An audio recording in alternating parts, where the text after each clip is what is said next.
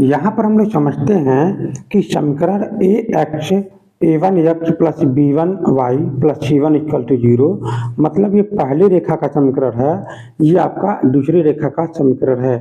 तो ऐसे में पूछना चाह रहा है कि निरूपित रेखाओं के समांतर होने का प्रतिबंध क्या है। प्रतिबंध क्या है, इसका मतलब ये है कि अगर ये रेखा समांतर है तो इन दोनों का फार्मूला क्या बनेगा।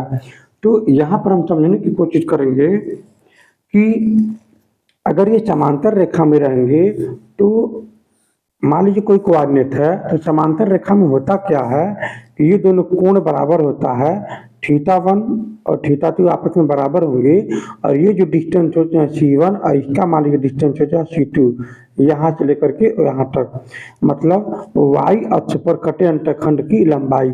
तो उस कंडीशन में हम देखेंगे कि ये जो θ1 θ2 है ये दोनों आपस में बराबर होता है, और इस कंडीशन में C1 is not equal to C2, ये आपस में बराबर नहीं होता है। अब इसको हम क्या समझेंगे, अगर दोनों आपस में बराबर हैं तो इसको बोलेंगे हम यहाँ पर tan θ1 इक्वल टू tan θ2।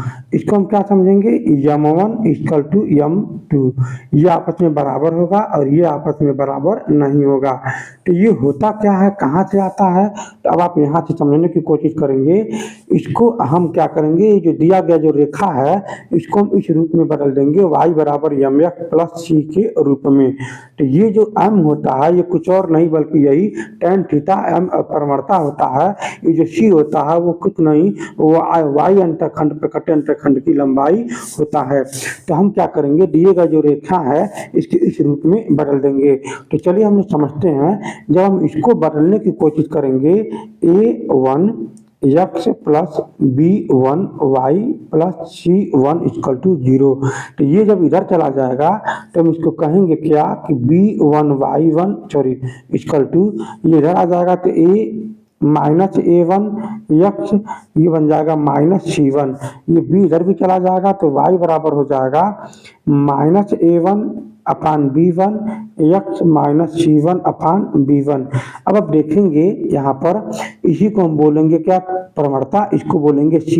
मतलब ये हुआ कि m1 का यहाँ पर जो मान आ गया वो माइनस a1 अपान b1 आ गया, और इसी हिसाब से आप कहेंगे कि जो C1 का जो मान आ गया वो जो C1 का जो मान आ गया इसको बोलेंगे, इसको आप स्मॉल मान लीजिएगा, स्मॉल C1 बट्टे स्मॉल B1, ये आपका कैपिटल C है।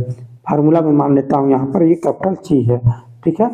तो उस कंडीशन में हम देखेंगे अगर दूसरी रेखा का है तो इसको हम कहेंगे यहाँ पर m2 बराबर, मतलब ये दूसरी रेखा का मतलब क्या, इसका हम इसका मान लेता हूँ, तो हम इसको कह सकते हैं कि माइनस a2 बट्टे b2, और इसको कह सकते हैं c2 बराबर, c माइनस है यहाँ पर माइनस c2 बट्टे cv2।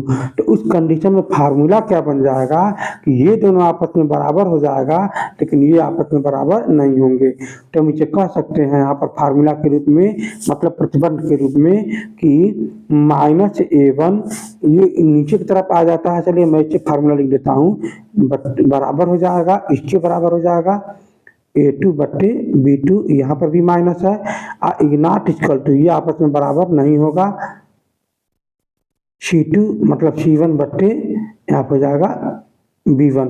इसको आप यहाँ पर न करके यहाँ पर ऐसे कर लें, नॉट इक्वल टू में C2 बट्टे में B2।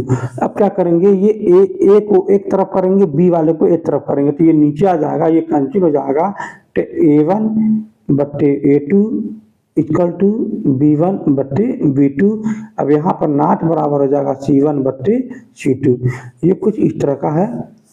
अब ये हुआ कैसे है, क्योंकि अगर आप b को उधर कर देंगे तो b1 बट्टे b2 हो जाएगा, और यहाँ पर भी b1 बट्टे b2 हो जा रहा है, तो इसीलिए हम कह सकते हैं ये इसके बराबर नहीं होता, यहाँ पर c2 हो जाता है, इसलिए हम इसको फार्मूला को हम समझ लेते हैं।